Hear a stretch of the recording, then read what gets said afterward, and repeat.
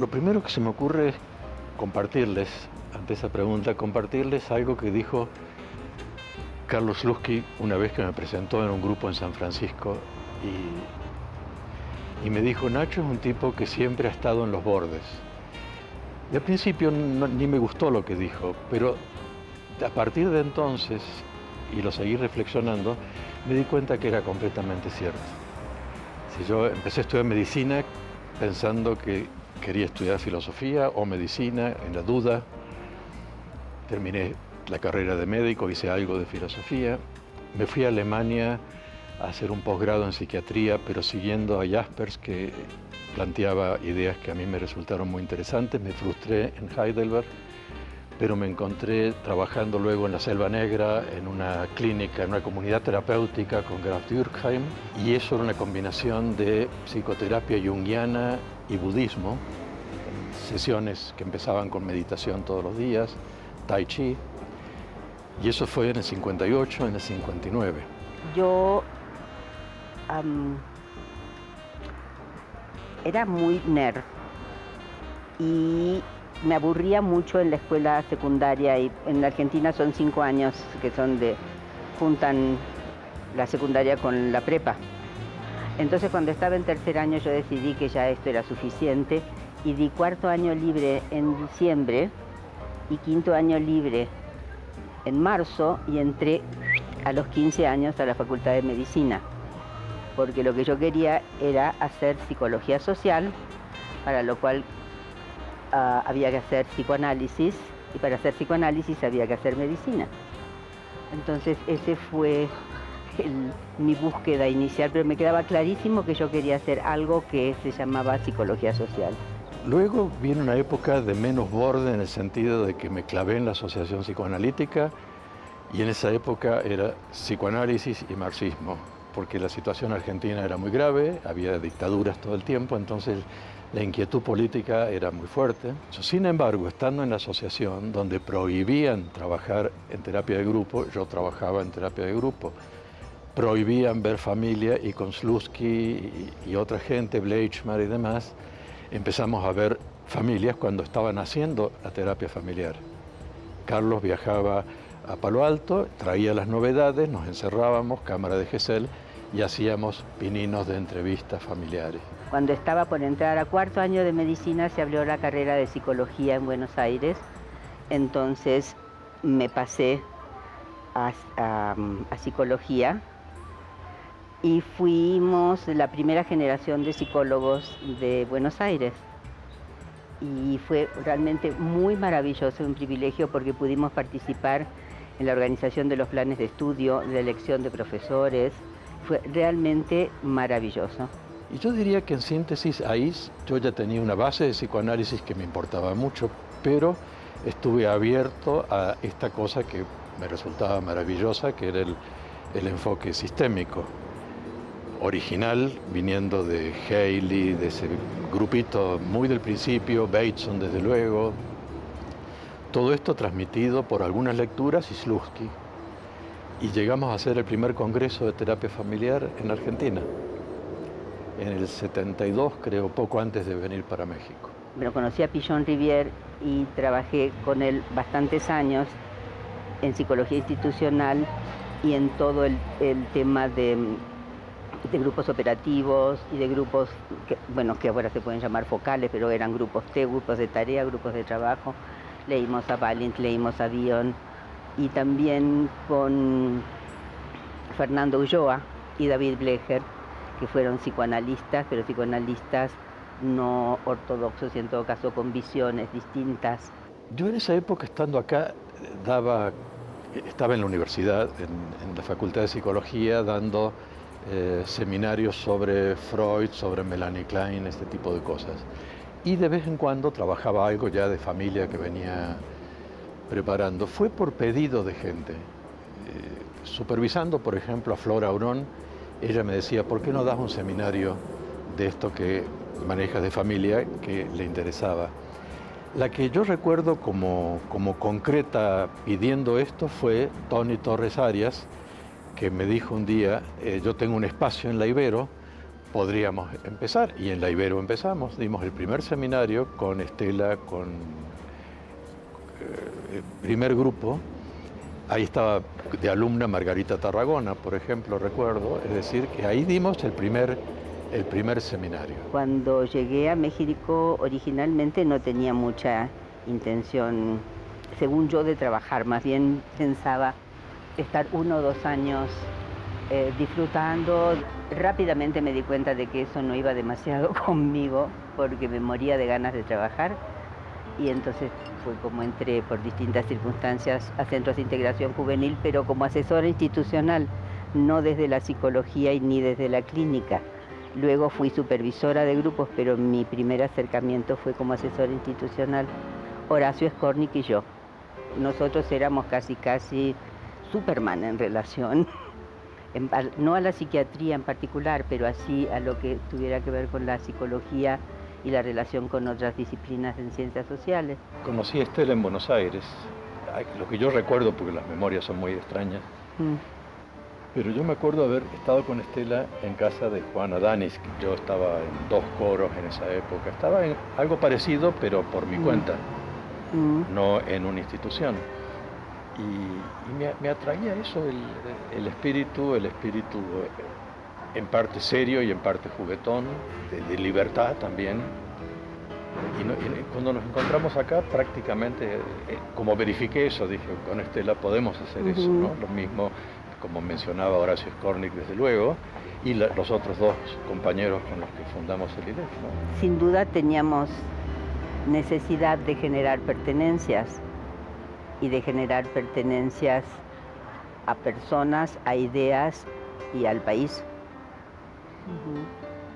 Así como yo no me acordaba de Juana como un puente en común, pero Juana es un personaje maravilloso realmente. Yo, ¿por qué lo empecé o lo empezamos con Estela? Y con los otros 2 colegas que empezamos juntos, Margarita y Javier, por la convicción de que había un espacio que había que llenar con un enfoque familiar. Desde que llegué, a mí Raimundo Macías me invitó a integrarme a su instituto y yo de alguna manera me integré, di seminarios, pero a ellos no les convencía mi orientación. Había temas que no eran estrictamente psicoterapia, que eran más bien ideología, contexto, política, etcétera, que le parecía que estaba fuera de lugar y me lo hacían notar permanentemente. No teníamos una idea en particular de fundar nada, pero sí de hacer las cosas que nos importaban y nos interesaban. Todos nos conectamos con la gente que luego fueron los fundadores de la AMFT.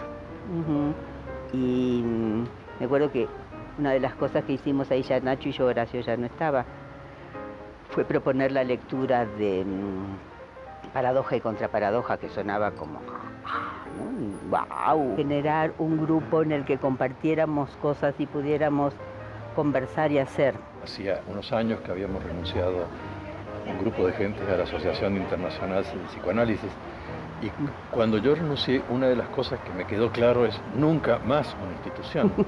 Entonces hubo que remontar todo eso para decir, bueno, no aquella institución tan vertical y autoritaria y aislante y todo eso, y tan soberbia, pero una institución divertida pudiera ser, y ahí nos fuimos acercando.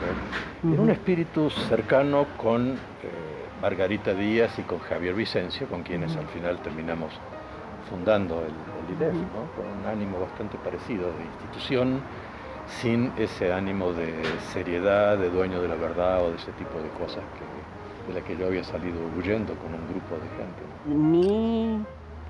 Mi idea, en todo caso, de institución no era para nada en ninguna asociación psicoanalítica o ninguna, sino la que yo había dejado, cofundado y en plena preciosura en Buenos Aires, el CIAP, que era una institución en la que trabajábamos con grupos, hacíamos mucho trabajo vincular madres, hijos, hermanos, hermanas, como acercándonos, y teóricamente le habíamos leído, por supuesto, la Biblia, además la Vicky, como que estábamos haciendo ese tipo de cosas y haciendo cosas como un invento que se llamaba Comunidad Remiendo, en el que hacíamos grupos en los que había talleres de expresión corporal, de canto, de coros, de tejidos, de cosas que tenían que ver con acercarnos a la comunidad y a los grupos desde otros lugares.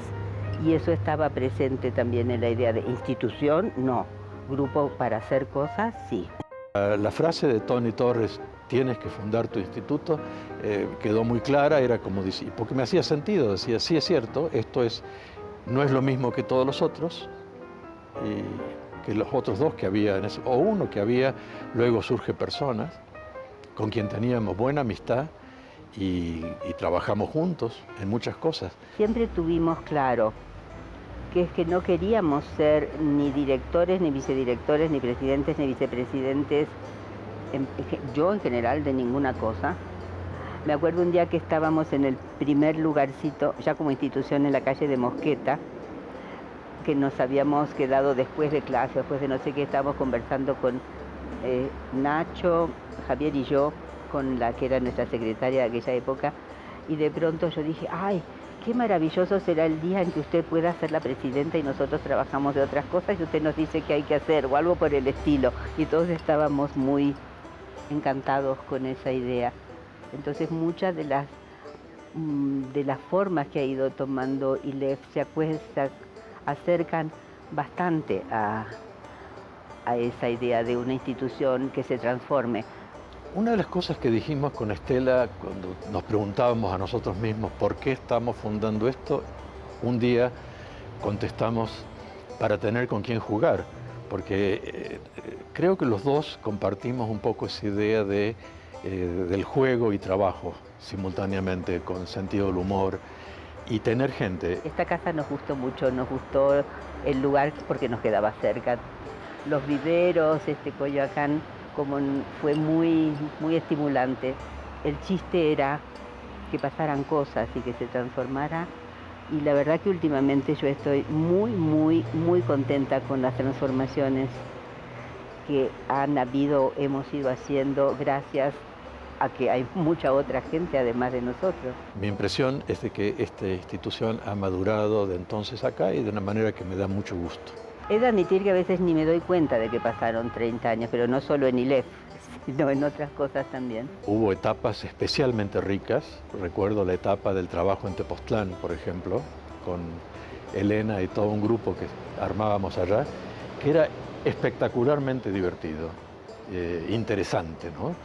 Y así como en ese momento venía Peggy Penn y venía Olga Silverstein, y cuando le teníamos que pagar nos decían, no, yo no les cobro nada porque ustedes no tienen dinero, y le regalamos una manta y la nombramos reina de Tepoztlán. Todo eso es como una larga fiesta. Invitamos a Carly Slutsky y a Celia Falikov, hicimos una conversación entre terapeutas acerca de cosas contemporáneas, temas contemporáneos, que fue preciosa. Se hizo en el Museo de Antropología, en el Salón Grande del Museo de Antropología, estuvo lleno y fue un momento así de mostrarse y de cosas muy ricas que coincidieron con mi empezar a meterme más sistemáticamente en temas de sexualidad y de prehistoria, que desde ahí para el real me han seguido importando muchísimo.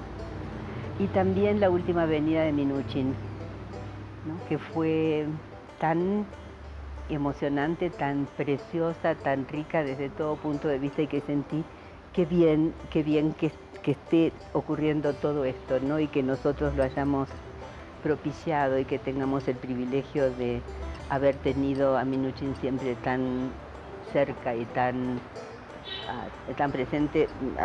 Además en nuestras cabezas, yo sigo pensando que es realmente uno de los personajes más importantes de la terapia familiar, que más ha enriquecido.